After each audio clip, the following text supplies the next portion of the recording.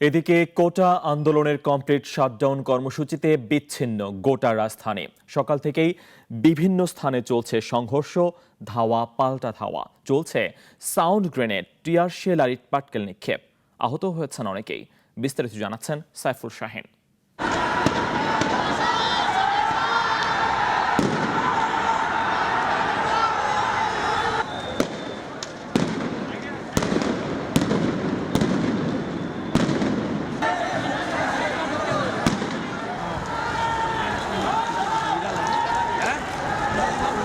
টিয়ার সেলের ধোঁয়ায় আর সাউন্ড গ্রেনেডের শব্দে প্রকম্পিত রাজধানীর বিভিন্ন এলাকা।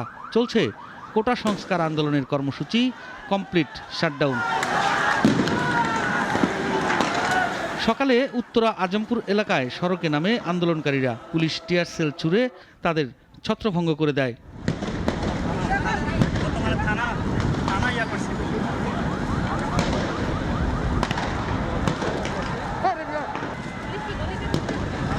সংঘর্ষ চলতে থাকে থেমে থেমে, ভাঙচুর করা হয় পুলিশের গাড়ি, অনেকেই হন আহত।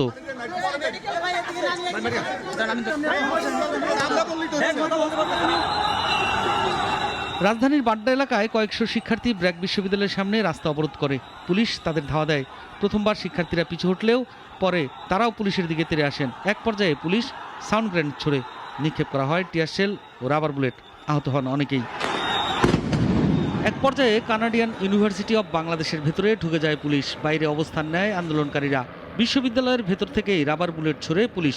এতে আহত হয় অনেকে। পরে ভেতরে আটকে থাকা পুলিশদের হেলিকপ্টারে উদ্ধার করা হয়। দুপুরে মহাখালী বাসস্ট্যান্ড এলাকায় আন্দোলনরত শিক্ষার্থীদের সাথে পুলিশের ধাওয়া পাল্টা ধাওয়ার ঘটনা ঘটে। সংঘর্ষ চলে বেশ কিছুক্ষণ ধরে। মিরপুর কাজীপাড়ায় কোটা বিরোধী শিক্ষার্থীদের সঙ্গে পুলিশের দফায় দফায় সংঘর্ষের ঘটনা ঘটে। এক পর্যায়ে পুলিশ পিছু হটলে ট্রাফিক পুলিশের বক্সে আগুন ধরিয়ে দেয় শিক্ষার্থীরা।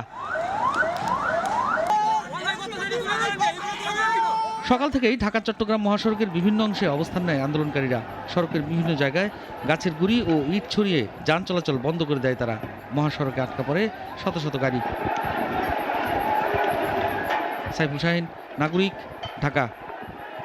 ওয়ালটন ফ্রিজ কিনে অনেকের মতো আপনিও হয়ে যেতে পারেন মিলেনিয়াল। সেরা পণ্যের সেরা অফার।